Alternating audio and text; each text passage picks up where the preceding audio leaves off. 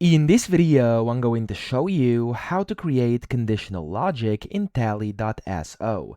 Now to do this, we're going to be using an example over here, which is going to be a restaurant feedback form, okay? Now, of course, if you want to use conditional logic, there's many ways to do it, but this is likely going to be kind of the most frequent one you're going to be using, where you are essentially hiding and showing different boxes and different questions depending on previous answers. So let me show you how to actually set this up right now. We're going to go step by step from the beginning, from creating questions and then to the end placing our conditional logic. So let's now begin. Now the first thing you have to do, of course, is basically start with the setup, and that's going to be your questions. So it's going to be your form that you essentially want to build. Now we're going to just do 3 questions over here, but you can do as many as you want. So our first one here, I'm going to click on the plus button, and it's just going to be a simple yes or no multiple choice question. I'm going to click on insert and type in, for example, did you enjoy your meal? Okay, and then over here option A is going to be yes, option B is going to be no. Okay, now the second thing we're going to do here is of course add a new question, so plus, and this one over here is going to be a long answer question over here. And what I'm going to do is click on insert, and the question here is going to be what went wrong with your meal. Okay, like that. There we go. And now this one is only going to show whenever people click on no over here.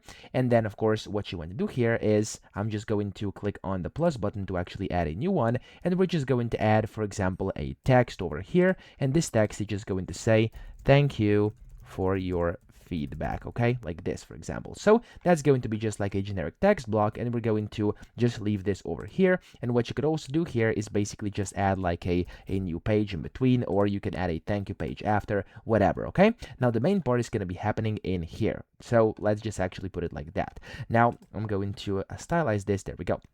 Now over here, if I go to preview, by default, it's going to show both, okay? So if I click on yes, it's still going to show this, and it doesn't really make sense, because only if somebody presses no, they should be seeing this question. So this is why we actually use conditional logic, okay? To use conditional logic, it's actually super simple. So the first thing you have to do is actually hide this question over here. So you want to click on these dots next to it, click on that, and you want to click on hide, and then of course everything here is going to get hidden. Now notice if I click on the preview, it's now not showing anymore, it's only showing the first question as it should be. Okay, make sure you're clicking on the question itself and not over here, and that's going to hide both of these together. Okay, so whenever you do that, then you have to add a conditional logic just below your first question. So go below your first question, and then you want to click on plus and look for conditional. So I'm going to type in up top conditional logic. There we go. And you can click on insert, or you could just type in slash conditional, and it's going to pop up over here. Now this is going to look like that, and just bear with me, I'm going to show you how to set this up. So what we want to do here is, if you want to actually show this, is when people click no. So over here I'm just going to do it the first question. So when did you enjoy your meal is basically answered with no. Then I'm going to show blocks, and it's going to be this block over here. So it's going to be what went wrong with your meal. So of course, when somebody answers with a no over here, they're going to show this block over here. But if answer is yes over here, they're just going to skip that block. So let me now show you how this works. If I go to preview, if I click on yes, I can just go and submit it, and I'll be able to see basically the kind of the thank you page.